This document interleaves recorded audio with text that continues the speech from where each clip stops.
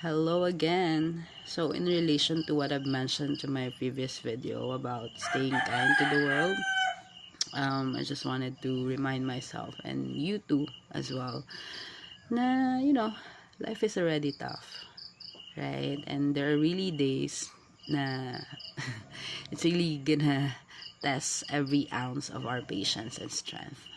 So just remember, being kind doesn't mean everything is perfect. Alright, it means we're choosing compassion when it's just easier to shut down. Right? So, what we just need to do is breathe before reacting.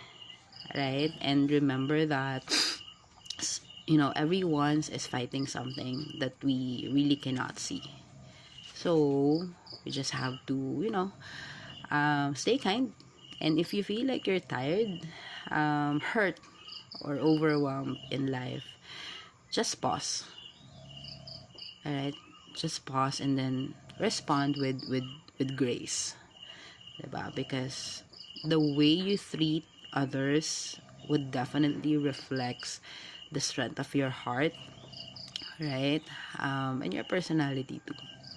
So again, stay kind. You never know who needed that bit of softness today, even if it's you. Thank you.